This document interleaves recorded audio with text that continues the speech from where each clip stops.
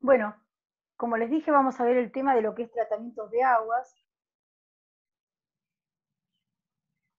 Siempre para arrancar me cuesta arrancar la primera presentación.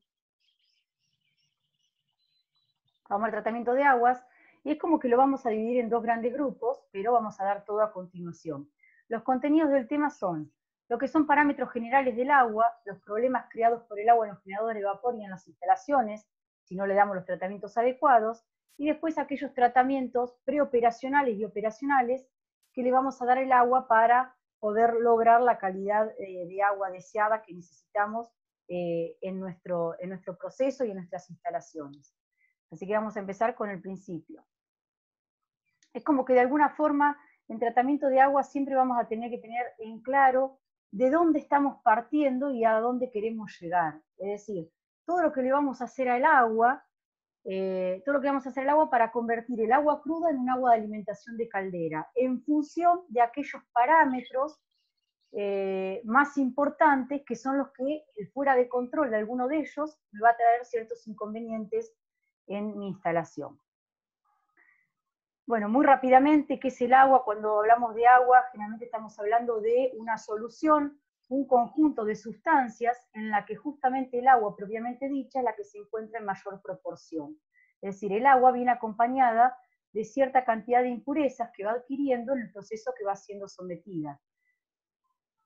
Entonces, debemos tratar el agua porque siempre el agua que se encuentra en la naturaleza va a estar acompañada de diversas gases y sales en disolución que van siendo adquiridos cuando va atravesando de alguna forma la atmósfera. Eso lo que me va a impedir es justamente la utilización directa en una caldera. ¿Y por qué tratar el agua? Tenemos que tratar el agua justamente porque queremos lograr una cierta calidad de agua para poder ser utilizada en la instalación, porque de alguna forma debemos garantizar una mayor vida útil, por ejemplo, del generador de vapor y de las instalaciones, porque el fabricante del generador de vapor me puede estar estableciendo algunos requerimientos que si yo de alguna forma no los cumplo o no me manejo con esos parámetros dentro de ciertos límites, la garantía, hasta la garantía de lo que es la instalación puede dejar de valer para, digamos, tener un proceso libre de accidentes, más seguro y por supuesto de mejor calidad, más eficiente y más económico. En realidad el agua va atravesando la atmósfera, por un lado, lo que es gases. Va absorbiendo gases, va absorbiendo polvo, hollín, diferentes impurezas, y cuando atraviesa de alguna forma la superficie, va disolviendo todo lo que es subterráneo y rocas, y de esa forma hay ciertos componentes, más principalmente lo que es el calcio y el magnesio, que van pasando al agua. Las generalidades del agua, de alguna forma debemos clasificar estas fuentes de agua. En función de donde yo esté obteniendo el agua, o que sea mi fuente de agua, el origen, va a tener ciertas particularidades. Vamos a tener, por un lado, lo que es un agua de pozo, un agua subterránea, como el agua de nuestras casas, y por otro lado podemos estar hablando de un agua superficial de un río, de un lago, de un mar. Esta diferenciación que hago de alguna forma va a caracterizar el agua. Vamos a encontrar que en un agua de pozo, de alguna forma, el terreno ya experimentó, hizo como una filtración natural, con lo cual imposible encontrar en un agua de pozo gran cantidad de material en suspensión. Generalmente un agua de pozo va a tener la particularidad de tener, un segundito, la particularidad de tener gran cantidad de sales minerales disueltas y poco oxígeno y poco dióxido de carbono. Y por el contrario, un agua superficial generalmente va a ser mucho más turbia que un agua de pozo, va a estar saturada en gases y va a tener gran contenido de material en suspensión. En función de eso, van a ser diferentes los tratamientos que después vamos a describir y que le vamos a aplicar a un agua o a otra. Según los elementos que acompañan al agua, vamos a distinguir lo que es elementos disueltos, justamente el nombre lo dice, están todos disueltos, minerales finamente divididos, pueden ser gases, arcillas o restos orgánicos, coloidales más que nada, y elementos en suspensión, que ahí estamos hablando de lo que ya es más grueso. Esas impurezas del agua las vamos a poder clasificar de esta forma, como gruesas, todos aquellos elementos que de alguna forma vamos a estar viendo que los vamos a quitar por ciertos tratamientos de filtración, clarificación, sedimentación, lo que son orgánicas, grasas, aceites y azúcares, por algún tipo de tratamiento químico, después las vamos a eliminar. Las moleculares, que justamente es lo que le mencioné, un agua de pozo tiene gran contenido de estas impurezas moleculares, y ahí vamos a encontrar principalmente bicarbonatos, sulfatos, cloruros, nitratos y otros. Los vamos a quitar por algún tipo de intercambio iónico o algún tipo de tratamiento químico. Y lo que son gases, principalmente oxígeno, que vamos a ver que los vamos a, de alguna forma, a quitar con un tipo de gasificación. ¿Cuáles son aquellos parámetros del agua que más nos interesan? Ustedes más que nadie los han estado viendo desde inicios de la carrera. Hay parámetros físicos y hay parámetros químicos. En realidad los parámetros físicos, de alguna forma, el que más importa de esto es la turbidez, que de alguna forma es cuánto impide el agua la transmisión de la luz, y la conductividad eléctrica, que es una medida que me indica la conducción de la electricidad del agua. Lo vamos a medir en unas unidades específicas, porque esta conductividad eléctrica, este parámetro, de alguna forma va a estar ligado con lo que es contenido de sólidos disueltos totales, y a partir de una lectura de conductividad eléctrica yo voy a poder determinar la cantidad de sólidos que tiene el agua disueltos. Luego lo que es sabor y olor y color, ya estamos hablando de determinaciones organolépticas que no vienen al caso. Simplemente en todo momento vamos a estar hablando de que el agua sea incolora y límpida, nada más. Lo que es parámetros químicos, hay algunos que van de la mano con otros, pero los que más nos van a interesar es lo que es alcalinidad y pH, la dureza, el oxígeno disuelto y el dióxido de carbono como gases disueltos, fosfatos, aceites, y lo que es sólidos disueltos totales y sólidos en suspensión, que son no disueltos. Y particularmente un parámetro que es el contenido de sílice, que también me va a interesar.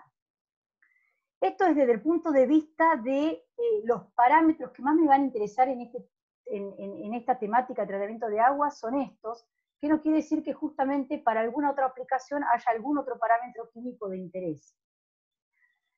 Siempre vamos a tener que conocer de dónde estamos partiendo, como les dije, y previamente hacer un análisis químico y microbiológico del agua.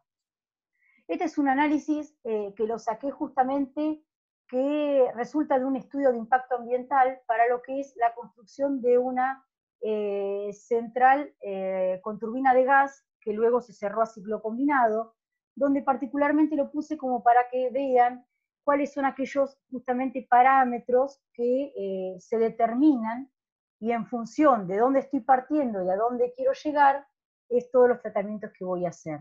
Y en realidad son muchos de los que yo les estuve mencionando aquí arriba. La calidad del agua, justamente, yo hoy les dije, bueno, vamos a tener que ver cómo convertimos un agua cruda en un agua de alimentación. Ese agua de alimentación va a tener que tener ciertas particularidades, es decir, ciertos parámetros dentro de ciertos límites para convertirse en un agua de alimentación.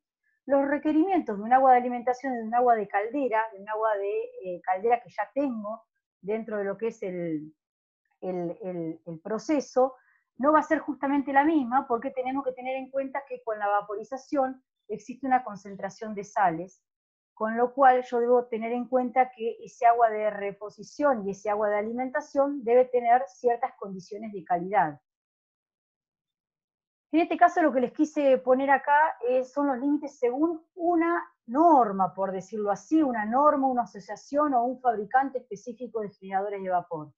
Esta es la American Boiler Manufacturing, la compañía americana de fabricantes de calderas, donde lo que dice es, en función de la presión, los requerimientos, según nosotros, para un agua de caldera deben ser estos. ¿Cuáles son los parámetros que más nos interesan?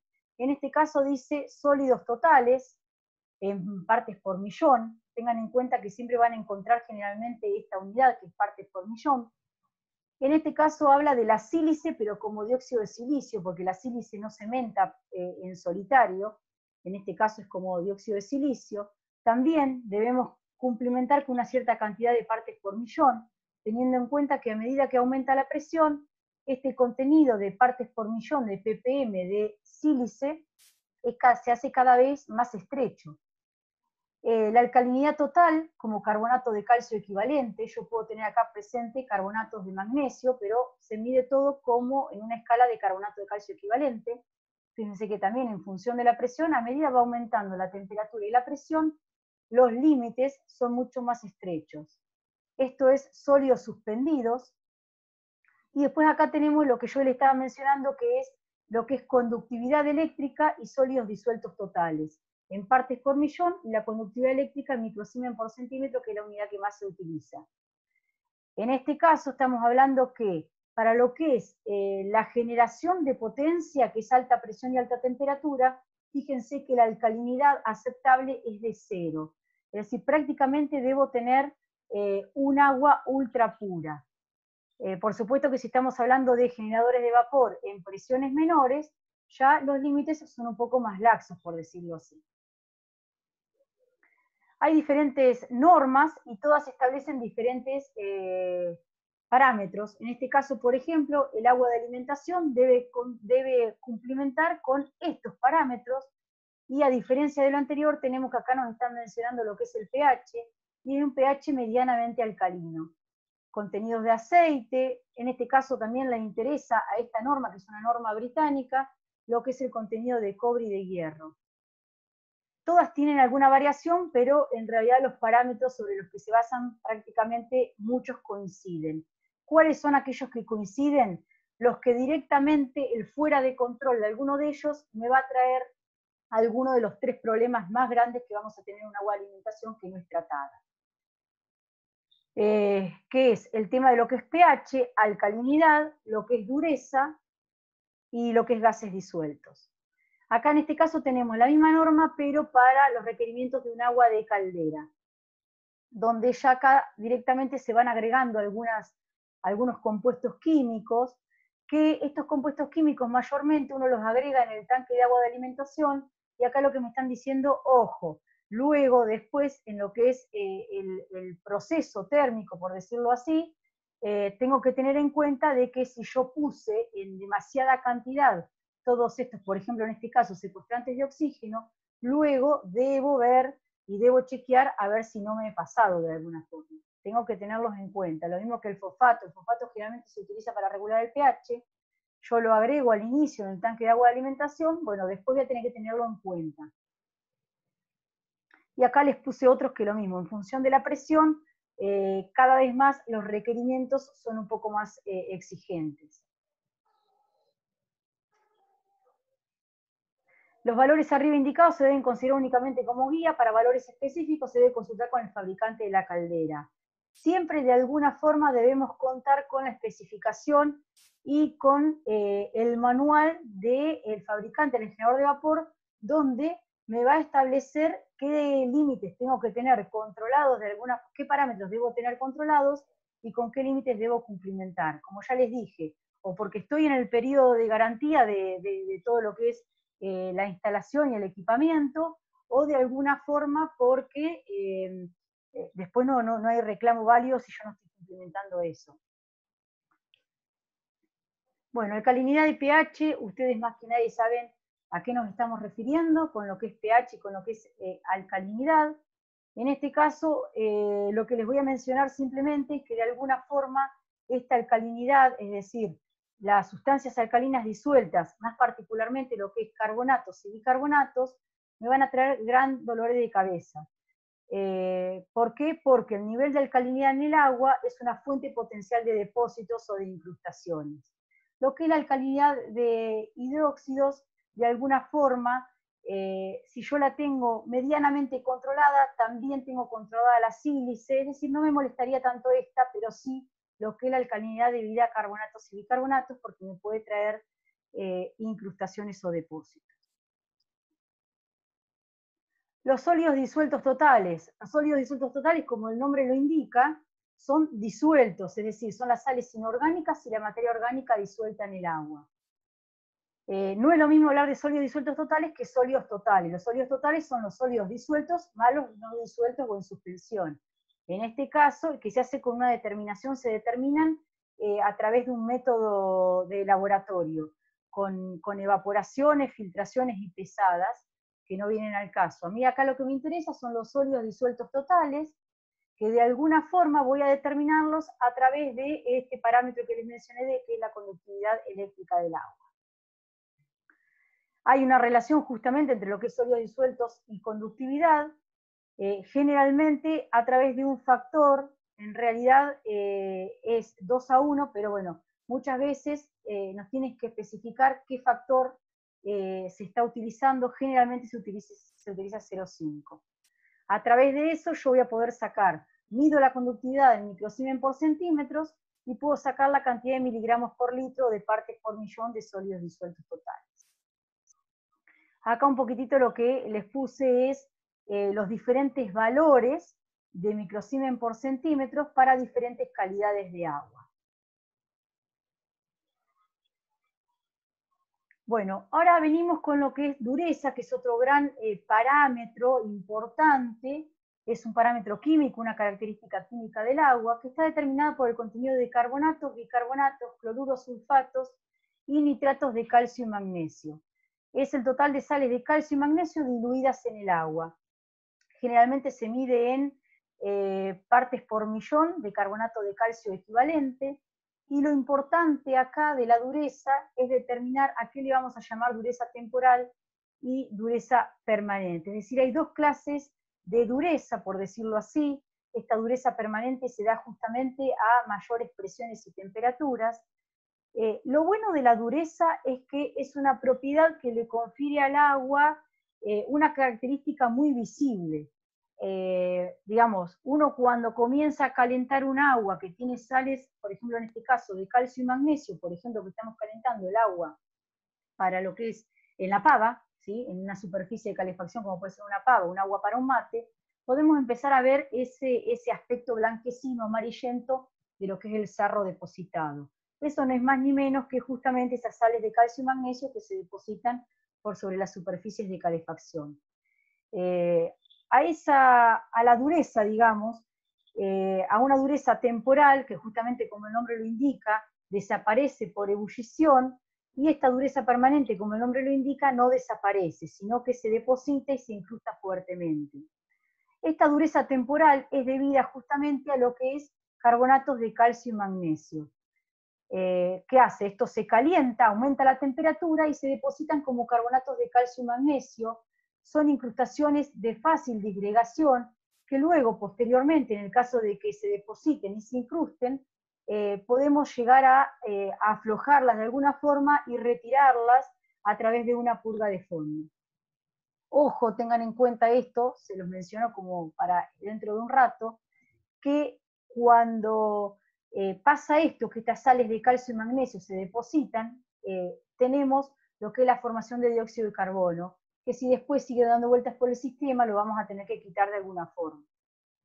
Y después lo que es la dureza permanente, en realidad es debida a todo lo que es silicatos, sulfatos, nitratos y cloruros de calcio y magnesio. Entonces, de esa forma vamos a identificar dos tipos de dureza, la temporal y la permanente, una de carbonatos y bicarbonatos, la otra de cloruros y sulfatos. Esta va a precipitar a baja temperatura y esta va a precipitar a alta temperatura. Generalmente, cuando hablamos de esta permanente, también va la sílice acá, que nos va a interesar más que nada cuando estamos hablando de altas presiones y alta temperatura para lo que es generación de potencia. Quizás para lo que es la aplicación de vapor para una industria, podemos llegar a aceptar algo de sílice, con lo cual generalmente vamos a trabajar más con esta. A ciertas presiones y temperaturas vamos a trabajar con lo que es depósitos de carbonatos y bicarbonatos, que después lo vamos a sacar con alguna purga de fondo. Esto es una interpretación que se hace de lo que es un agua. Generalmente cuando, por ejemplo, en una industria que hagan un análisis del agua, va a surgir esta interpretación. Si el agua de pozo del que están obteniendo el agua es un agua suave, poco dura, muy dura, en algún momento con con la asignatura, con máquinas térmicas y servicios, hemos visitado lo que es Campari, y ellos tienen justamente para diversas aplicaciones, utilizan agua, que le hacen ciertos tratamientos, y ellos tienen identificado qué tipo de agua sacan del pozo. En ese caso, por ejemplo, lo que es Campari está utilizando un agua de alrededor de 1000 microsiemens por centímetros, que si bien no es un agua totalmente dura, pero sería un agua poco dura. Bueno, como les mencioné, ciertos parámetros del agua son más importantes que el otro, y el que se me vaya por fuera de los límites que me establece, por ejemplo, el fabricante del generador de vapor o el proceso mismo, es decir, esos requerimientos de calidad del agua que yo tenga, me van a traer ciertos inconvenientes. ¿Cuáles son esos inconvenientes? Que los vamos a centrar como en 3 grandes grupos: lo que son incrustaciones o depósitos, arrastre espuma. En este caso de arrastre espuma van a encontrar que hablan de proyección, de espuma, arrastre, foaming, carryover, van a encontrar diferentes formas, pero no son ni más ni menos que un tipo de arrastre. Y después todo lo que es corrosión. Acá hay algunas fotitos que se ve claramente. Esto, por ejemplo, es ya en una caldera acuotubular, donde tenemos todo lo que es las incrustaciones, lo que me va provocando en lo que es el sistema de circulación, lo que me va provocando desde el lado de la transferencia térmica, una incrustación, un depósito. Acá es un cuerpo de una caldera homotubular donde se pueden ver todas estas cascarillas, que más allá de lo que significa el depósito, después me va a traer grandes problemas si hay algún tipo de desprendimiento de esta escoria o de estos depósitos. En fin, vamos a ir barriendo cada uno de estos. Bueno, ¿qué son las incrustaciones? Justamente son los depósitos que estuvimos hablando. Se producen por las sales poco solubles de calcio y magnesio, que por calentamiento se concentran y precipitan formando depósitos duros y térmicamente aislantes.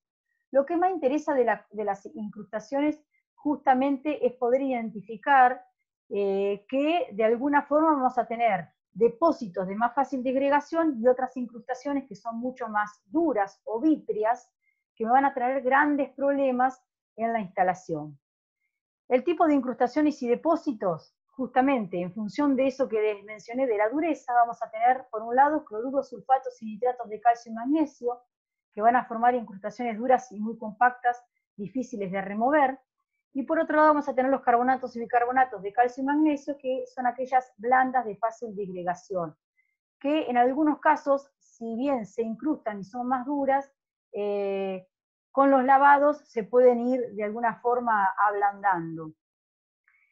Acá hay una que de vuelta no estoy considerando, que es la sílice, pero la sílice es como mención aparte porque en lo que es grandes temperaturas, grandes presiones y grandes temperaturas, más que nada para lo que es la aplicación en una central térmica de potencia, merece un caso aparte porque es una de las sales, por así decirlo, que viaja con el vapor y que viaja a otras partes de la instalación, como por ejemplo a la turbina. Deposiciones duras e incrustantes, y ahora vamos a verlas. La sílice es como el gran dolor de cabeza, no tanto para lo que es de vuelta una aplicación en un generador de vapor para una industria, por ejemplo, pero sí para lo que es la generación de potencia. ¿Qué va a pasar con la sílice? Se va a mantener sin incrustar si se mantiene un cierto nivel de hidróxidos del agua. Es decir, con un cierto nivel de alcalinidad del agua, yo voy a poder mantener la sílice de alguna forma sin incrustar. En cuanto yo me vaya de esos ciertos límites o aumente esa alcalinidad de carbonatos y bicarbonatos, la sílice de alguna forma también se me va a ir fuera de control. La particularidad es que va a tener dos efectos bien diferenciados. Uno es en la caldera, que en combinaciones con sales de calcio y magnesio va a dar incrustaciones de silicato, pero el otro gran problema que tenemos con la sílice es que a alta temperatura, a partir de los 280, 300 Celsius, estamos hablando de 42 kilos de presión más o menos, la sílice a alta temperatura se vaporiza y es arrastrado por el vapor de agua a la turbina. Y el problema más grande lo vamos a tener no tanto como incrustaciones en la caldera, sino en el caso de que se deposite como dióxido de silicio en lo que es las partes de la turbina, principalmente en lo que es los álabes de la turbina, se deposita formando una incrustación muy, pero muy dura, con un efecto de porcelana muy difícil de quitar. ¿Qué va haciendo esto? Me va trayendo muchísimos problemas en lo que es la eficiencia justamente y en lo que es los materiales con los constructivos de la turbina. Justamente esta es la particularidad. Digamos, en la caldera puede solidificarse, pero también puede vaporizarse, viajar con el vapor y depositarse nuevamente en lo que es los álabes de la turbina. ¿Cuáles son aquellas consecuencias de las incrustaciones? ¿Por qué no queremos justamente un depósito? De alguna forma porque me actúan como aislante térmico, voy a tener una disminución del coeficiente de transmisión térmica. De alguna forma también, digamos, si yo tengo una pared que generalmente ese depósito está funcionando como aislante térmico y del otro lado tengo agua, también de alguna forma me va a estar formando, y el flujo de calor es el mismo, de alguna forma me va a estar formando un punto de sobrecalentamiento. Con lo cual también puede derivar en algún tipo de desgarro o algún tipo de rotura de algún caño o alguna parte de la instalación. Las calderas incrustadas requieren un mayor gradiente térmico entre el agua y la pared metálica, justamente porque este depósito actúa como aislante térmico. Roturas de agua por sobrecalentamiento, es decir, si de alguna forma no estoy dando lugar a lo que es la transmisión térmica y el flujo de calor es el mismo, y no estoy transfiriendo, y del otro lado tengo justamente el agua, me va a formar esos puntos de sobrecalentamiento. Se forman con rapidez en los puntos de mayor temperatura. Ese depósito generalmente se va a ir aumentando, de alguna forma va a ir aumentando en tamaño también, y en algún momento me puede pasar eso de tener algún desprendimiento brusco. Y por supuesto, si estamos hablando en una sección donde circula el agua, vamos a tener una disminución de la sección de los tubos provocando problemas de circulación. En este caso, una vez más, acá podemos ver todo lo que es las incrustaciones. Generalmente también la incrustación viene asociada a lo que es la corrosión, y por eso el color, porque justamente se ve un color rojizo o derrumbre también. Y acá en este caso vamos a ver lo que es cómo interfiere el depósito de la incrustación a lo que es el paso, digamos, en la circulación, porque está de alguna forma disminuyendo el área de circulación del agua. El otro gran problema que tenemos es lo que se le llama el arrastre, ese que yo les dije, el carryover, priming, foaming, diversas formas que van a encontrar, que en realidad el arrastre tiene relación con el suministro de vapor húmedo, es decir, son las gotas de agua en lo que es el viaje del vapor, en el camino del vapor.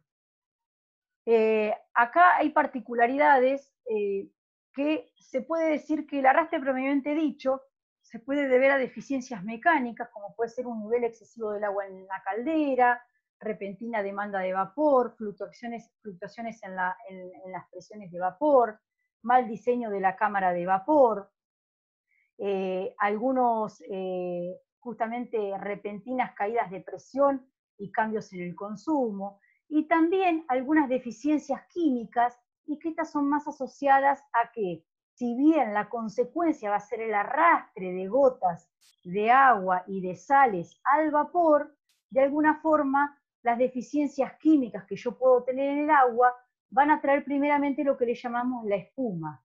Luego eso justamente va a causar esa proyección o arrastre final.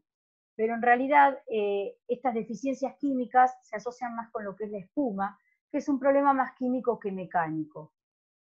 Justamente el tema de espuma está más que nada asociado a lo que es el nivel de sólidos disueltos totales sobre la superficie de lo que es el nivel de líquido en la caldera. Es decir, va a estar asociada con gran concentración de sólidos, materia orgánica, detergentes, grasas, aceites minerales, y esto va a contribuir justamente al arrastre, a la proyección. Acá diversas cuestiones hay que tener en cuenta. Por un lado, justamente el grave problema es que en el arrastre se puedan ir algunas sales, digamos, si yo no tengo bajo control esta cantidad de sólidos disueltos totales, de alguna forma en el arrastre se puedan ir algunas sales con el vapor que me van a traer serios inconvenientes en el resto de la instalación. Por otro lado, la otra cuestión asociada a la espuma, que a veces cuando hablamos de espuma estamos hablando de varios estratos de espuma, digamos, varios milímetros, que también de alguna forma esa espuma me puede traer un nivel incierto de líquido. Estoy haciendo una lectura errónea de lo que es el nivel de líquido en la caldera. Por otro lado, los detergentes, grasas, aceites minerales, el tema más que nada acá es que van aumentando la viscosidad. Ese aumento de la viscosidad hace de alguna forma que le dificulte más a las burbujas de vapor romper por sobre la superficie del líquido. Entonces, al tener mayor viscosidad, les cuesta romperse, se van amontonando unas con otras, y lo que a mí lo que hace que forme por sobre la superficie esta espuma. Bueno, ¿cómo prevenirlo de alguna forma? Hay mucho dando vuelta también de esto, pero hay algunos requerimientos que coinciden, que si mantenemos los sólidos disueltos debajo de estos límites, el contenido de sílice debajo de estos límites y la alcalinidad total en carbonato de calcio equivalente debajo de estos límites, que de alguna forma tenemos los sólidos disueltos totales controlados. Después, como ustedes saben, esa lectura que vamos a ir haciendo de la conductividad eléctrica, de ese parámetro que está determinado por el contenido de sólidos disueltos totales, lo voy a poder manejar a través de una purga de superficie. Bueno, y el tercer y último inconveniente más grande es lo que se llama la corrosión. No vamos a entrar mucho en detalle en todo lo que son los mecanismos químicos y electroquímicos que se dan en la corrosión, pero justamente no es más ni menos que la corrosión o esa apariencia de herrumbre que podemos ver con cualquier material. Es un proceso químico o electroquímico por el cual un metal retorna a su estado natural en presencia de un medio corrosivo, ánodo, cátodo y electrolito. Es decir, es la tendencia natural que tiene cualquier material de regresar a su estado de óxido. En realidad acá vamos a tener una corriente que va a circular debido a una diferencia de potencial en una superficie metálica. Por un lado vamos a tener los iones del metal que se van a disolver liberando electrones en el agua, en el ánodo, quedando separadas estas partículas, estos electrones, y esos electrones lo que van a hacer, cargados justamente eléctricamente, van a viajar al cátodo, a otro punto del metal, donde van a ocurrir, donde se van a ir dando diferentes reacciones que van a consumir esos electrones. Esas diferentes reacciones son los diferentes mecanismos de corrosión que podemos encontrar. Los mecanismos de corrosión nunca los vamos a encontrar, nunca van a actuar por separado. Difícilmente vamos a poder ver la apariencia de una corrosión y vamos a poder identificar qué mecanismo de corrosión está actuando. Siempre es una combinación. Del que más nos vamos a ocupar y que justamente tiene una apariencia bastante definida es la corrosión por oxígeno, que se le llama corrosión por oxígeno o pitting, que se identifica con unos puntos negros que ahora en un ratito vamos a ver.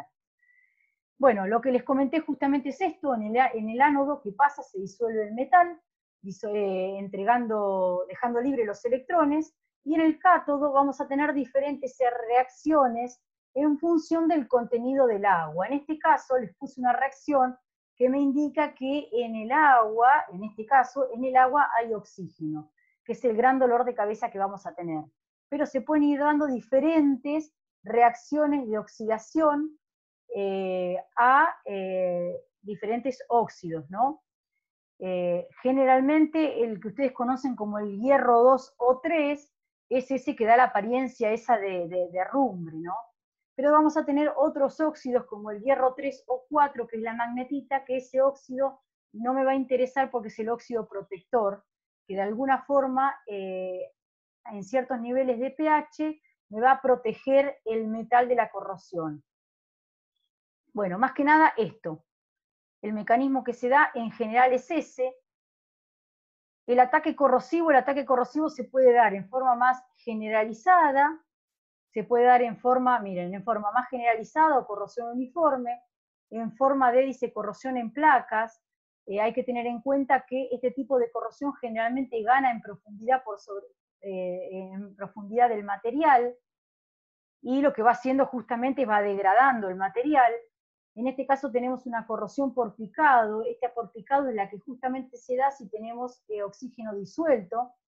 Y esto es una corrosión intergranular, que en realidad esta también es una corrosión por tensión. Lo que va haciendo es va trabajando, tensionando y rompiendo en su estructura interna el material. Pero generalmente vamos a encontrar o una herrumbre más generalizada o en forma de pitings.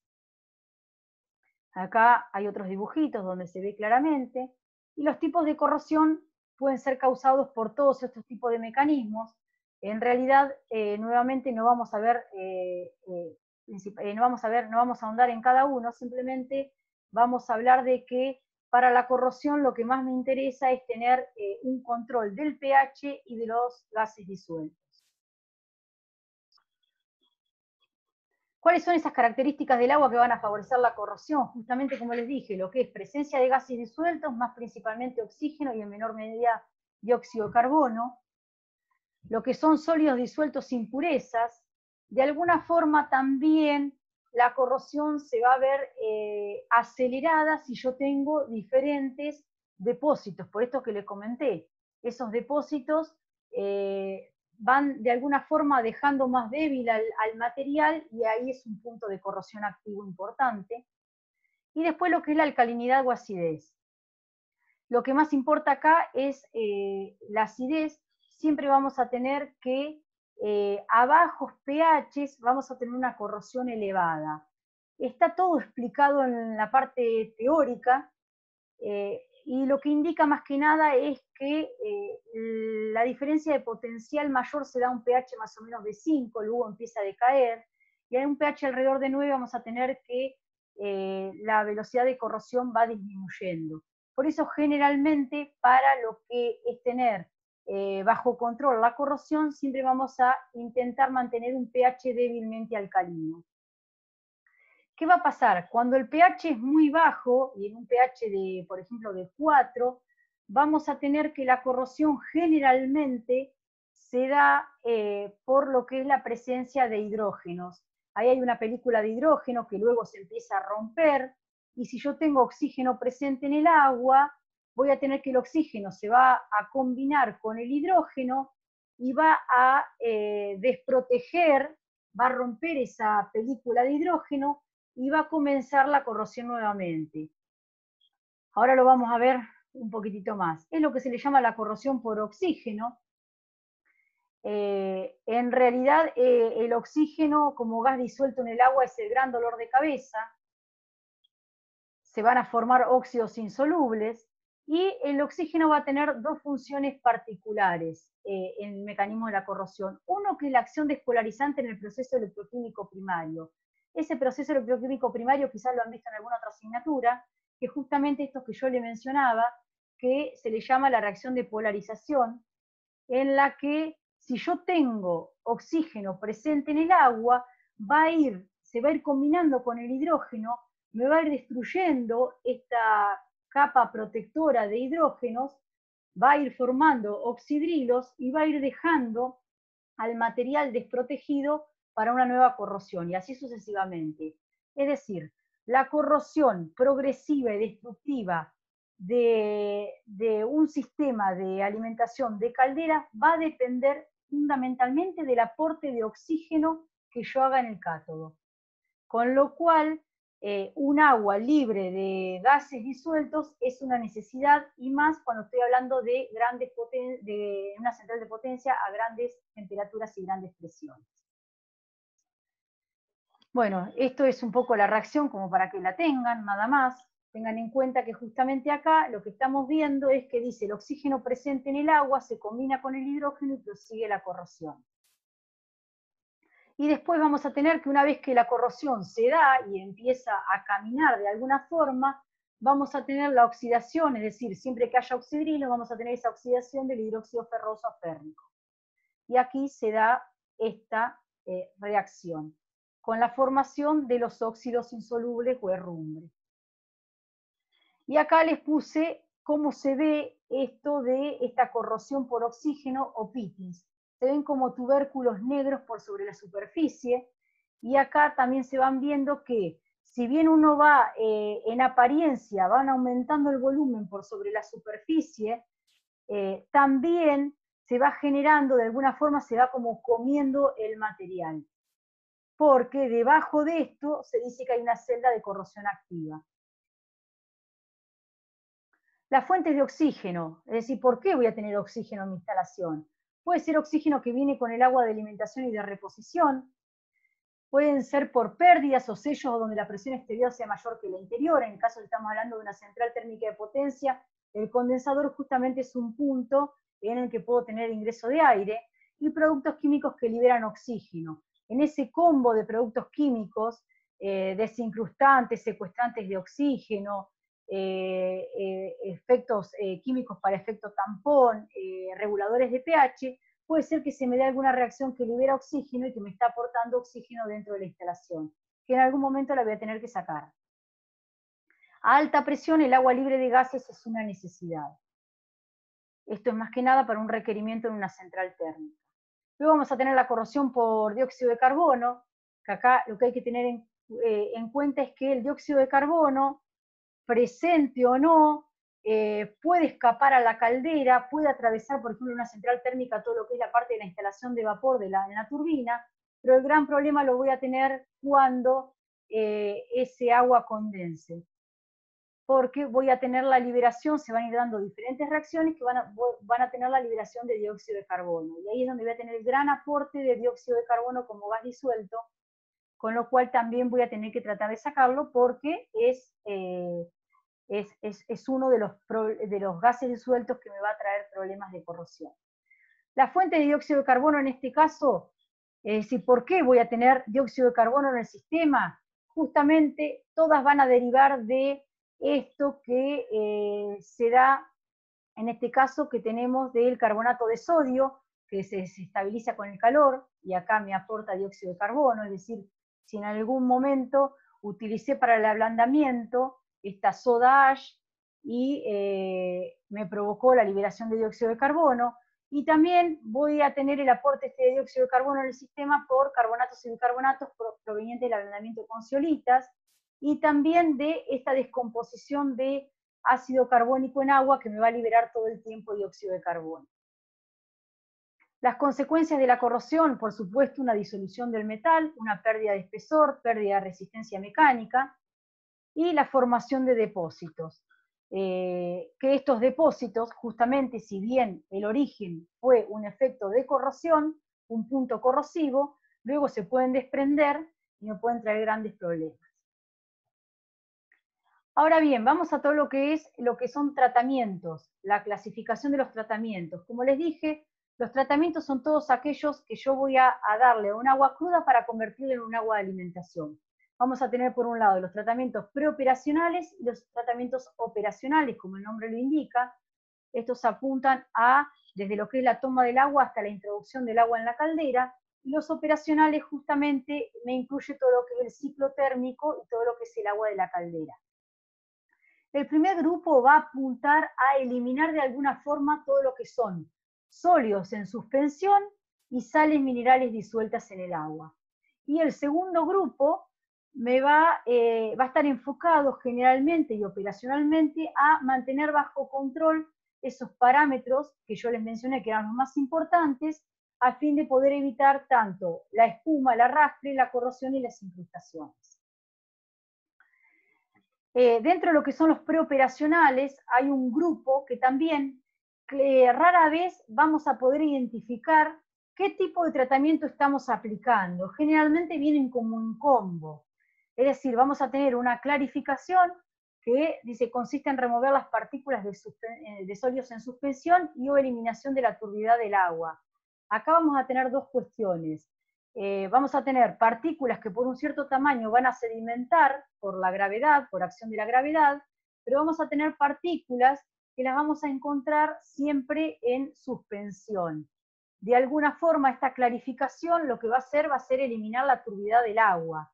Para eliminar esa turbidez del agua, o es porque sacamos esos óleos en suspensión a través de algún tipo de filtros, o porque eran más pesadas que el agua y se sedimentaron. Generalmente para lo que es la clarificación se utilizan piletas de asentamientos o filtros, y también generalmente se le agrega algún tipo de compuesto químico. ¿Para qué se agregan esos compuestos químicos? Si tenemos, por el tamaño de las partículas, si tenemos óleos en suspensión o partículas coloidales, justamente lo que hace estas partículas coloidales es que indefinidamente se encuentren en suspensión, voy a tener que agregarle algún agente químico o algún coagulante para desestabilizarlas, porque tienen una particularidad de estas sustancias desde el punto de vista eléctrico, desestabilizarlas y con este químico proporcionarles un núcleo para que se puedan adherirse y formar un conglomerado mayor o un flóculo, y luego así poder hacer que precipiten y descartarlas. Con esta clarificación lo que vamos a tener es, vamos a partir de un agua líquido turbio con gran contenido de sólidos en suspensión, y vamos a poder obtener un agua líquido clara apta para el consumo directo para su posterior tratamiento. Es decir, para la aplicación que yo lo esté utilizando, me va a bastar con esto, pero para lo que yo estoy buscando voy a tener que hacer otros tratamientos posteriores. Recién ahí les mencioné, si estamos hablando de que son partículas muy pequeñas o coloidales, que justamente se encuentran suspendidas, vamos a tener que de alguna forma coagularlas, agregarles algún compuesto químico, para después, sí, una vez que se aglomeren o que se forme un flóculo de gran tamaño, un conglomerado, puedan decantarse o ser retenidas o filtradas fuera del agua. En este caso, generalmente los coagulantes que más se utilizan son sales de hierro y aluminio, asociadas a algún anión fuerte, y justamente se buscan estos porque es un gran núcleo. Ustedes más que yo saben que todo lo que es coloidal justamente hace que se suspendan, tienen una gran superficie que hace que se encuentren suspendidas, y tienen cargas negativas que hacen que se repelen entre sí. Entonces, es imposible de alguna forma aglomerarlas para que puedan sedimentar si son todas eléctricamente negativas. De alguna forma tengo que suministrarles un núcleo para que se adhieran a este núcleo y luego poder retirarlas, ya sea a través de algún tipo de filtro o a través de un sedimentador. Justamente implica neutralizar las cargas negativas. Generalmente la coagulación se hace en forma rápida, se crea como un efecto de turbulencia, se dispersa el coagulante por toda la masa del líquido, por toda la superficie, se agita rápidamente y con eso se consigue que se desestabilizan las cargas. Una vez que se están desestabilizadas, ahí sí es como que se le da un cierto tiempo, es decir, viene una operación lenta, se le da un cierto tiempo para que se puedan adherir a estos núcleos y formen el flóculo, y luego se le dé tiempo para que puedan sedimentar. Justamente la sedimentación siempre viene asociada a alguna filtración, en realidad vienen las cuatro como de la mano. Esta sedimentación particularmente se asientan los óleos suspendidos en un líquido bajo la acción de la gravedad. Se hace pasar, y luego una filtración, ¿no? Generalmente cuando estamos hablando, voy a volver un cachitito atrás, cuando estamos hablando de acá lo que es la sedimentación, hay que tener en cuenta aquellas partículas más densas que el agua y aquellas partículas menos densas que el agua. Generalmente va a estar asociado también, tenemos que tener en cuenta que hay que tener en cuenta lo que es la temperatura y lo que es el tamaño de la partícula cuando se diseña un sedimentador. Aquellas partículas que no van a sedimentar porque no son más densas que el agua, voy a tener que aplicarles algún tipo de filtración. En realidad la filtración no es más ni menos que hacer pasar al líquido a través de un material poroso que va a actuar o fijando por absorción las materias suspendidas más finas o reteniendo mecánicamente las partículas más grandes en los poros del material filtrante. Acá dos diferenciaciones. Una cosa es la filtración gruesa. Esta filtración yo la pude haber hecho al principio de todo, al inicio, si mi fuente de agua fue, por ejemplo, la de un río, donde yo tengo gran cantidad de materia gruesa o de sólidos en suspensión. Ahí yo previamente seguramente apliqué algún tipo de filtración gruesa, como pueden ver acá, que en este caso lo que voy a utilizar son mallas, es decir, yo estoy reteniendo mecánicamente todo lo que es el material grueso, todo lo que es la basura. Y luego lo que voy a hacer en conjunto con una sedimentación o una filtración previa a algún tipo de tratamiento químico, como puede ser un ablandamiento, ya es una filtración más fina, en el que yo ahí lo que hago, esto es todo filtración más tipo gruesa, lo que yo hago generalmente, luego de esa clarificación, floculación, sedimentación y demás, es justamente utilizar este tipo de filtros en el que en su interior tengo contenido acá algún tipo de arcilla, arena o grava, o algún otro tipo de material filtrante, en el que yo hago pasar el agua y me va a retener todas las partículas más finas que no lograron sedimentar. Es una filtración más fina que se hace.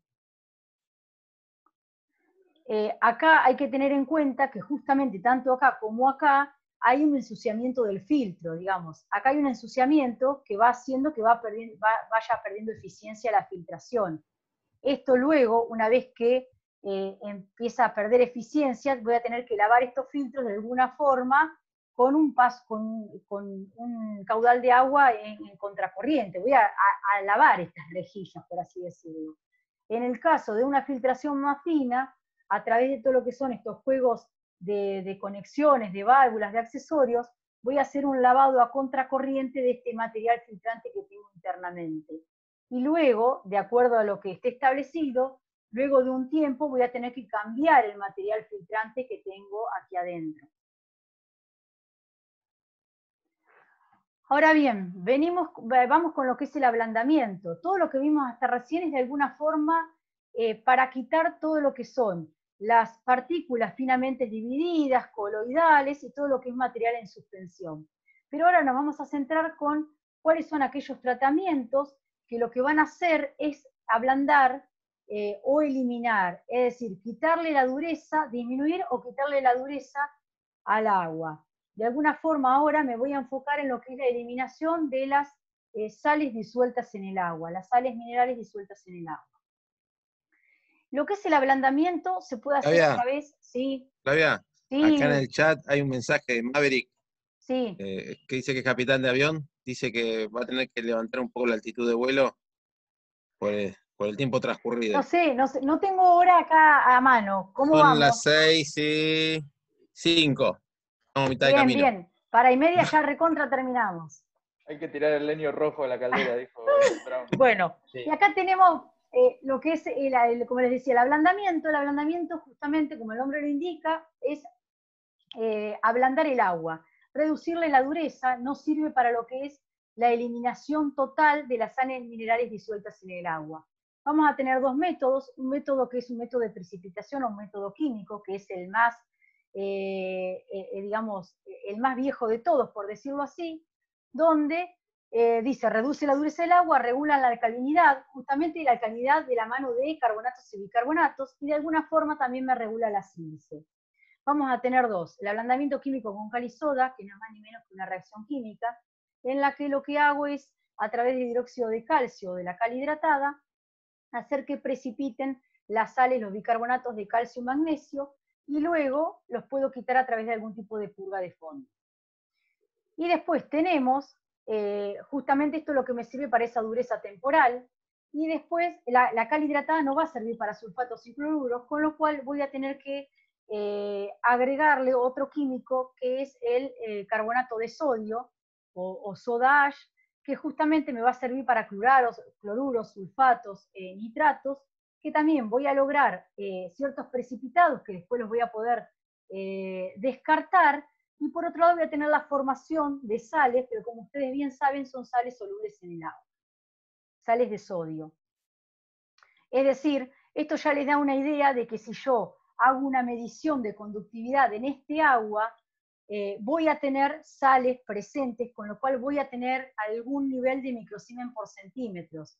Entonces, si yo estoy trabajando a bajas presiones en un proceso, por ejemplo, bajas presiones y temperaturas, quizás con ablandar el agua, reducirle la dureza a ese agua para evitar incrustaciones duras y después a través de un mecanismo de purga de fondos puedo quitarlo, yo ya estoy en condiciones de llegar quizás a la calidad del agua que me están pidiendo. Pero para una central de potencia no sirve, porque yo tengo que lograr un agua demi, desmineralizada totalmente. Hay otro tipo, otro mecanismo de ablandamiento del agua, que es por el intercambio de cationes, que no es más ni menos que intercambiar los iones de calcio y magnesio por los iones sodio de la zeolita. La zeolita tiene una estructura que justamente es sodio Z, tienen un radical a base de sodio, y ese sodio puede ser permutable, ese catión sodio puede ser permutable por el calcio y magnesio que tenga el agua.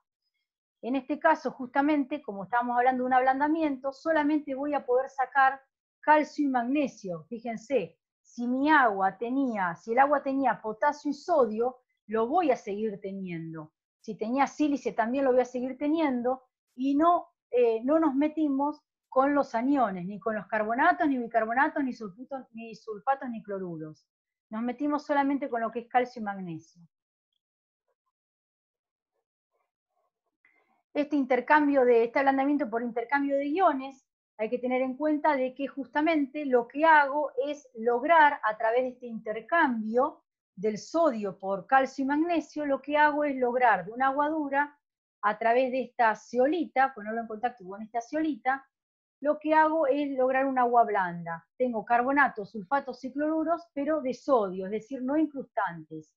Si yo quiero la eliminación total de cationes y aniones, voy a tener que hacer algún otro tratamiento posterior, porque acá, como ven, me siguen quedando tanto cationes como aniones. En este caso tenemos lo que es, esto para mostrarles cómo se ven, no son ni más ni menos que recipientes o tachos, en el que los alimentamos por la parte superior, los alimentamos con el agua que queremos tratar, lo hacemos percolar a través de este lecho de resina, y vamos a tener este producto o esta agua blanda más puro. Generalmente las zeolitas, en este caso que se llaman zeolitas, son material de intercambio y tienen una estructura de este tipo.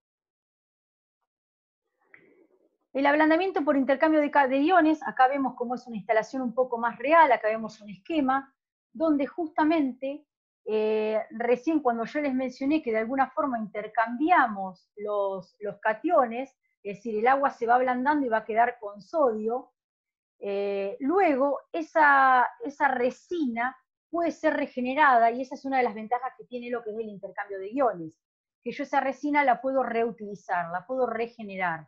Para regenerarla la tengo que hacer volver a su estructura original, y eso se hace a través de una regeneración con algún tipo de compuesto específico, en el que nuevamente le voy a aportar el sodio que tenía al principio.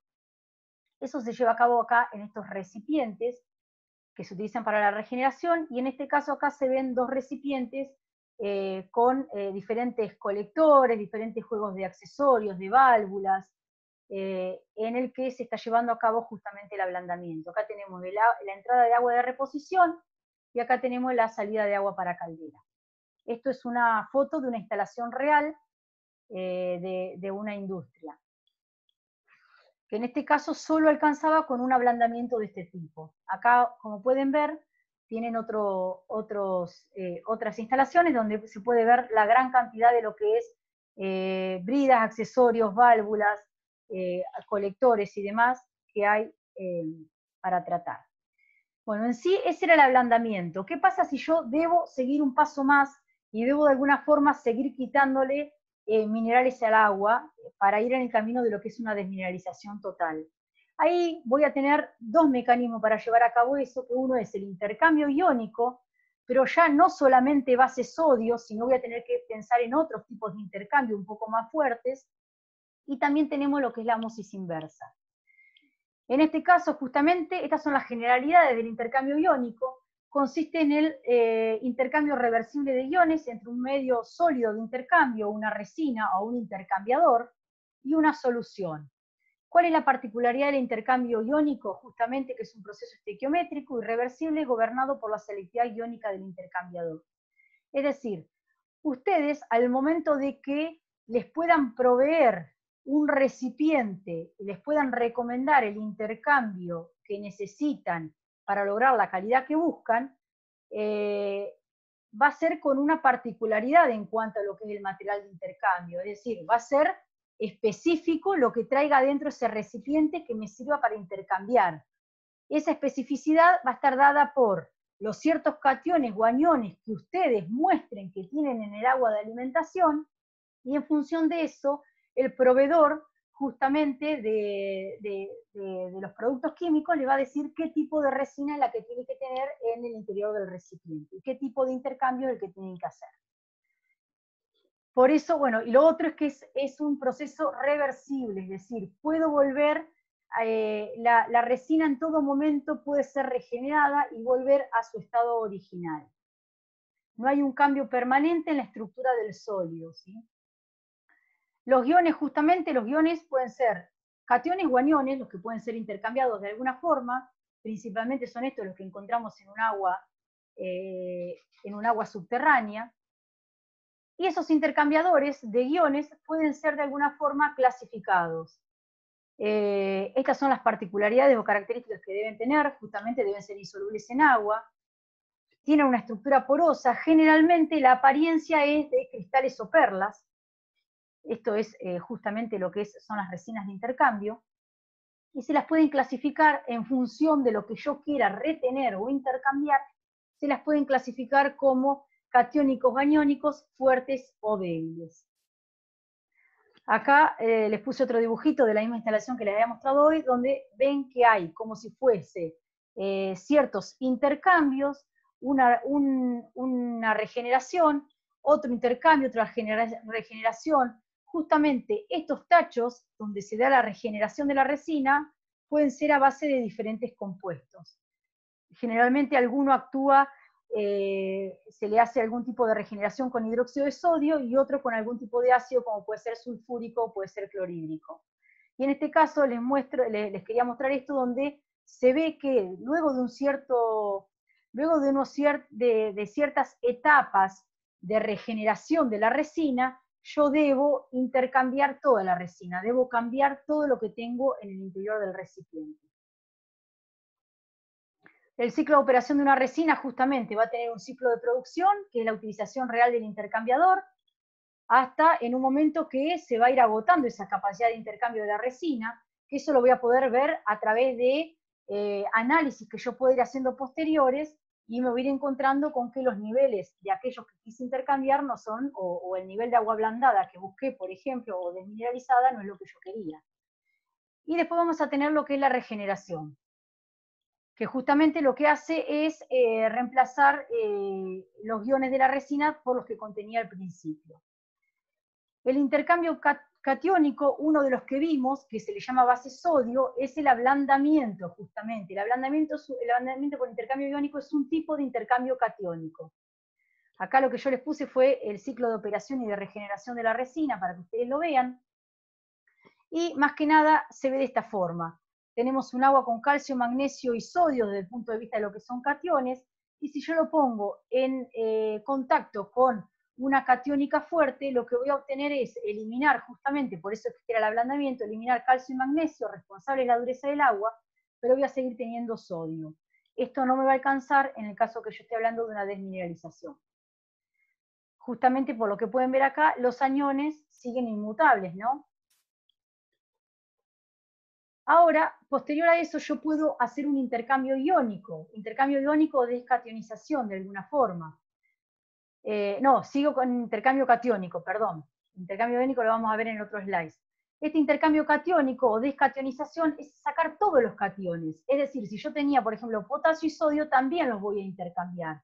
Y esto se hace a través de algún tipo de una resina base, se le dice base hidrógeno, ¿sí? Y luego la voy a regenerar con ácidos. En este caso les puse lo que es la operación y la regeneración. Y acá tenemos el intercambio aniónico que les comenté, donde ahora sí voy a intercambiar todos los aniones presentes en el agua, por oxidrilos en este caso. Este intercambio siempre precede el intercambio catiónico, siempre tengo un intercambio catiónico, posterior es un intercambio aniónico. Acá también les puse las etapas para que las vean. Y luego ahora sí podemos estar en condiciones de decir que si yo apliqué un intercambio catiónico base hidrógeno e intercambié todos los cationes del agua y me quedó como a base de hidrógeno, y después lo hice pasar a través de algún tipo de intercambio aniónico, intercambié todos los aniones con base oxidrilo, voy a poder tener la formación de agua y la consecuente desmineralización, porque quité aniones y cationes. Ahora yo les voy a mostrar, esto es un poco lo que es la reacción que se da, donde finalmente justamente tengo la formación de agua, logré eliminar todos los cationes y todos los aniones, y por supuesto voy a tener dos tipos, la desmineralización parcial y la desmineralización total. En función del tipo de intercambio catiónico y aniónico que yo establezca, voy a poder lograr la eliminación total de las sales disueltas en el agua o que aún me queden presentes algunas, que pueden ser de silicio, puede ser algo a base de dióxido de carbono y puede ser algo de sodio.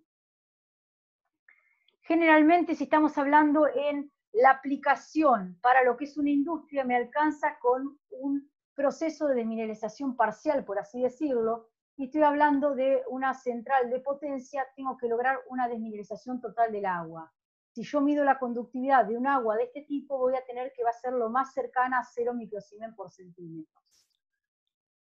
En este caso, vamos a andar en un agua desmineralizada parcialmente, en bajo contenido de dureza, de alcalinidad y baja cantidad de sólidos disueltos totales, pero con una cierta cantidad de microsiemens por centímetro.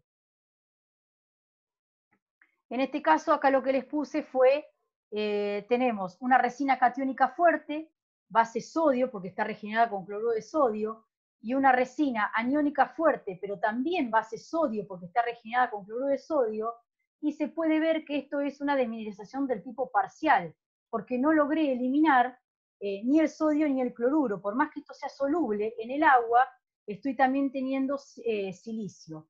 Es decir, esto no me sirve para una aplicación más exigente. Y ahora sí, en este caso, estamos ante una presencia de una desmineralización total, en el que si yo lo pongo en contacto con una catiónica fuerte, base hidrógeno, y una aniónica fuerte, base oxidrilos, regeneradas con sulfúrico y con hidróxido de sodio, voy a obtener la desmineralización total del agua. Acá vemos otro tipo de configuraciones, son muchas las configuraciones a las que puedo recurrir. Todo va a ser en función de los aniones y cationes presentes en el agua del que yo parta, y todo va a ser en función de la calidad del agua tratada a la que debo llegar. En este caso, en el caso de que yo trate, si el agua tenía bicarbonatos y carbonatos, y yo en este caso, por ejemplo, lo trato con una base anión débil, lo que se me puede generar es el dióxido de carbono entre medio. Esto lo voy a quitar con una torre descarbonatadora, que se le llama. Esta torre descarbonatadora es como si fuese una torre en la que el agua va percolando a través de algún tipo de anillos Rush, como el que ustedes conocen, va percolando por la parte superior de la torre, y a contracorriente lo que hago es enviar aire que vaya arrastrando el dióxido de carbono a la atmósfera. Este es otro esquema que les puse con la torre descarbonatadora. Como pueden ver acá, a través de esto yo eliminé muchísimas cosas. Lo que no pude eliminar fue la sílice y el dióxido de carbono. Coloco esta torre descarbonatadora y elimino el dióxido de carbono, pero luego para poder eliminar esta sílice lo que tengo que hacer es tratar de pasarlo por algún tipo de resina anión fuerte. Y recién ahí voy a tener el agua tratada, y eliminé todo. Luego, si yo hago sucesivas etapas de estos intercambios de anión y catión, voy a obtener lo que se llama una cadena desmineralizadora.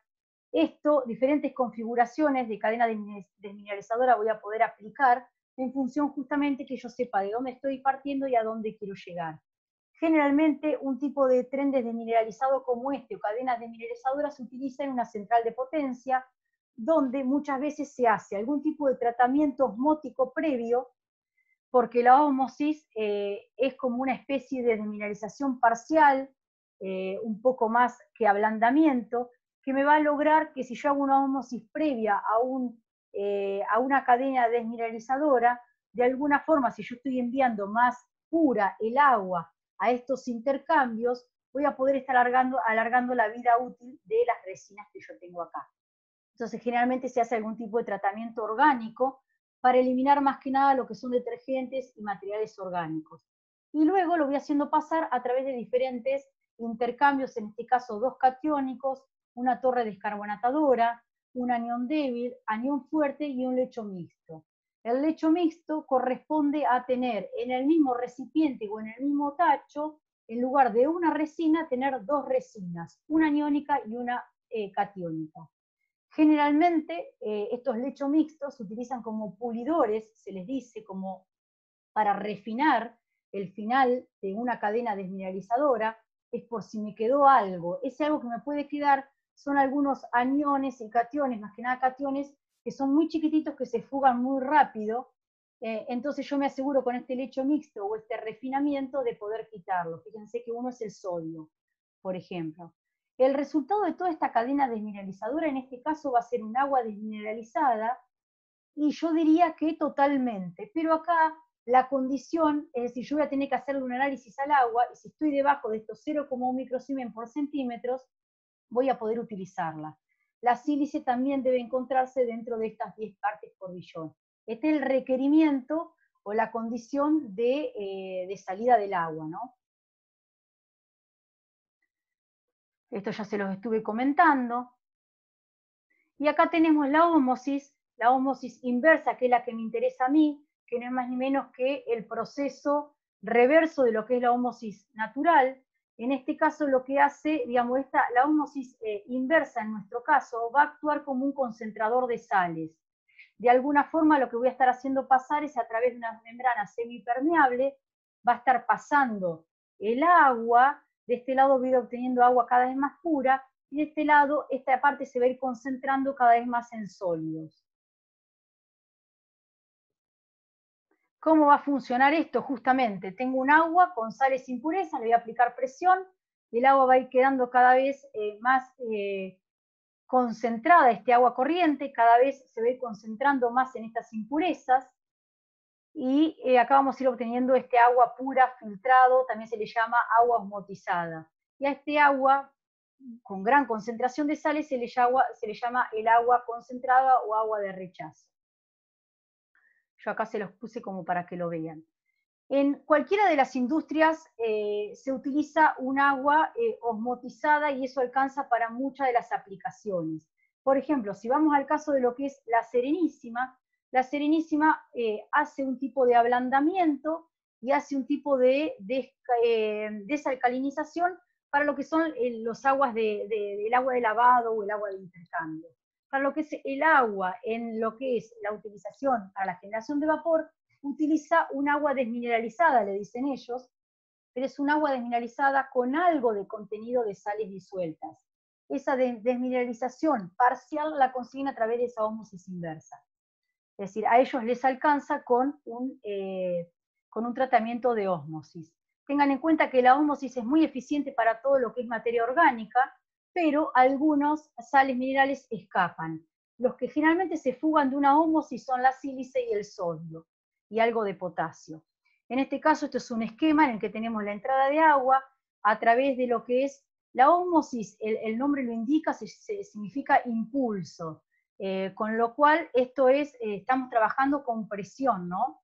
Estamos trabajando, acá dice una bomba de baja presión, la hacemos pasar generalmente algún tipo de filtros de cartuchos, y luego la hacemos atravesar esa membrana que yo les mencioné, donde tenemos, por un lado, este permeado o agua osmotizada, y por acá tenemos ese agua de rechazo que lo descartamos a un efluente. En este caso, esto es cómo se ve una instalación real. Esta puntualmente es de una industria láctea, donde acá no se ve, pero por sobre, atrás de esta columna, ¿sí? De esta membrana, hay otro cartucho igual. Es decir, que esta tiene 2 pasos. Acá se puede ver bien lo que son los filtros, lo que es la bomba, y dentro de este cartucho se encuentra una membrana permeable, semipermeable, que generalmente se utiliza acetato de celulosa. Viene como en forma arrollada, ¿no? Bueno, acá esto ya es para una aplicación un poco mayor, que es para una central de potencia, esa central de turbina de gas que en algún momento visitamos con el equipo, donde vemos que tenemos diferentes etapas de ósmosis inversa, y posterior a ello, en lugar de hacer un tren de desmineralizado a través de un intercambio catiónico y aniónico, químico, hacen una electrodesionización. Y ahora sí, en 5 minutos vemos lo que es tratamientos operacionales, que ya algo vieron también de esto de lo que respecta a purgas y demás. En realidad, el agua tratada en la caldera va sufriendo diferentes alteraciones en el ciclo térmico. ¿Y qué va pasando? Como dijimos, se va saturando con gases a pasar por el condensador principalmente, hay variaciones de pH, y va adquiriendo otras impurezas que hay que luego quitarlas o descartarlas. Los objetivos del tratamiento operacional van a ser eliminar el oxígeno a través de una desgasificación térmica y química, controlar el pH, que lo hacemos a través de algún tipo de compuesto químico, que lo agregamos generalmente en la parte preoperacional, en lo que es el tanque de alimentación, pero podemos ir haciendo controles de pH en otros puntos. Y también lo que hacemos con el tratamiento operacional es de alguna forma, a través de lo que es las purgas de fondo y las purgas de superficie, es lograr esa calidad de vapor que buscamos y prevenir los arrastres al vapor por las sales disueltas y la formación de espuma. La desgasificación, como les dije, hay 2 tipos. Una es la desgasificación térmica, que se basa en la solubilidad de los gases, que disminuye cuando aumenta la temperatura. A presión atmosférica, a una temperatura de 100 Celsius, tenemos que la solubilidad del oxígeno es prácticamente 0. Con lo cual, de alguna forma, acá solamente les puse el oxígeno, porque se supone que si yo logro eliminar eliminar la presión parcial del oxígeno dentro de esa mezcla, ya eliminé de alguna forma el dióxido de carbono. Entonces, esa desgasificación térmica que se basa en esto, en poder disminuir o poder de alguna forma anular esa presión parcial del gas dentro de la mezcla, lo que hago es llevar el agua a una temperatura cercana a la ebullición, y de esa forma el oxígeno va a poder ser liberado a la atmósfera. ¿Cómo se hace esto? Se hace a través de dispositivos que se le llaman desgasificadores térmicos. En realidad el desgasificador térmico va a constar de un cabezal desgasificador, donde va a haber diferentes etapas. Una etapa de calentamiento, una etapa de fraccionamiento y una etapa de ebullición, que se le llama. Y este es el tanque del agua de alimentación. ¿Cómo funciona esto? Vamos a introducir el agua fría, que se va a ir calentando a su paso por esta columna de fraccionamiento, que son tipos platos perforados. Lo que vamos a ir haciendo es separar el agua en minuciosas gotas, en muy partículas muy pequeñas, que se van a ir calentando con vapor, que yo a través de unas toberitas y a través de algún tipo de mecanismo estoy inyectando con vapor a contracorriente, que lo que va haciendo ese vapor se va a ir, por un lado, enfriando, se va a ir condensando. Todo lo que vaya condensando va a ir quedando en este tanque de agua de alimentación, y todo aquel vapor que no condense va a escapar y se va a llevar el oxígeno por aquí arriba. Lo que voy a intentar es siempre tener este tanque de agua de alimentación con un agua a una presión levemente superior a la atmosférica y alrededor de los 102 a 108 Celsius. De esa forma lo que voy a hacer va a ser tener, por un lado, agua libre de gases, agua lista como para alimentar al generador de vapor, y por el otro lado la tengo a una temperatura que me va a servir para evitar esos choques térmicos que en algún momento estuvimos charlando. Acá, como pueden ver, tengo esto, el agua de reposición, que va a entrar este desgasificador, y el condensado. Acá generalmente, ¿qué vamos a tener? El agua de reposición y el condensado. El condensado, si yo aplico algún tipo de pulido del condensado o algún tren de tratamiento del condensado, y yo puedo asegurar que está libre de gases, directamente no lo voy a hacer pasar por este cabezal desgasificador, sino sí, va a pasar junto con el agua de reposición. El tanque desgasificador va a tener 3 funciones, que va a ser extraer el oxígeno disuelto, calentar el agua de alimentación y almacenar el agua de alimentación. En este caso, acá vemos, se los puse como para que vean el tipo de intercambios que se van dando en esta parte de fraccionamiento del agua y en conjunto con el vapor, que es lo que va sucediendo. La desgasificación química no es más ni menos que utilizar algunos compuestos químicos a fin de justamente secuestrar el oxígeno. Esto se lleva a cabo previamente en lo que es el tanque de agua de alimentación. El otro día algunos de los chicos y chicas cuando vieron lo que era el TP, se veían esos tachitos que estaban cerca de la caldera. Bueno, eso no es más ni menos que justamente donde se hace el agregado de todos estos compuestos. Secuestrantes de oxígeno, controladores de pH, reguladores de pH, desincrustantes.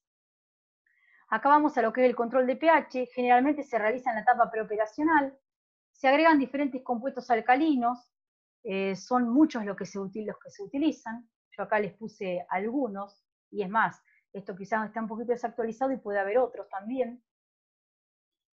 El valor ideal es pH 9,2, en realidad siempre van a encontrar que va a ser un pH que va de 9 a 11. Un pH débilmente alcalino es el pH que yo debo conseguir a fin de alguna forma tener controlada la corrosión.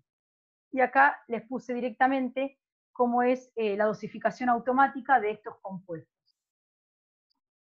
Y por último vamos a ver todo lo que es purgas, que justamente ya estuvieron viendo bastante de esto, donde lo que tenemos es, se efectúa la salida de una parte del agua más concentrada, justamente ese agua se fue vaporizando y se fue concentrando de alguna forma, y lo que voy haciendo la voy reemplazando por agua de alimentación. Aquellos ciclos de purga, ciclos de operación en cantidad y en tiempo pueden ser o manuales o estar más automatizados, pero de alguna forma me van a permitir mantener el equilibrio químico en el interior de la caldera.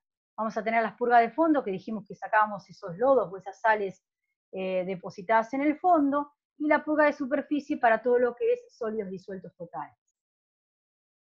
El pulido del condensado no es más ni menos que aplicar algún tipo de tren. Un tren va con sucesivos intercambios iónicos también, pero para pulir el condensado. Justamente lo que hace es remover las impurezas solubles y proteger la caldera de alta presión. Generalmente estos trenes de pulidos de condensado se utilizan en las centrales térmicas.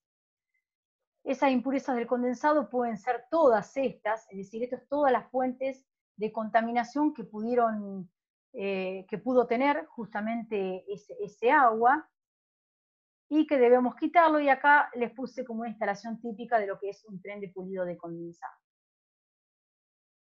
Esto no es más ni menos que las instalaciones típicas, más que nada esta es la que quizás un poco más les interesa a ustedes, donde tenemos, por un lado tenemos lo que es agua, ¿no? Y acá tenemos ablandadores con sus respectivos recipientes de intercambio y lo que es el tacho de regeneración. Tenemos el agua de reposición entra al cabezal desgasificador junto con el retorno de condensado. Lo que hacemos es desgasificar, y por otro lado tenemos todo lo que es el tanque de agua de almacenamiento. En este caso acá tenemos esos recipientes en el que le introducimos al tanque de agua de alimentación todo ese combo de productos químicos. Acá dice dosificación de productos químicos. Luego lo que hacemos es tomar el agua y va a todo el cuadro de válvulas y las sendas bombas de alimentación para introducir ese agua ya tratada en lo que es el generador de vapor. Esto es más de aplicación para lo que es central de potencia. Y acá no es más ni menos que como para empezar a hablar un poquito más con propiedad, en el sentido de a qué le llamábamos un agua cruda, un agua blanda, desionizada, desmineralizada y demás. Después se los dejo como para que ustedes los puedan leer. Y creo que ahí terminamos.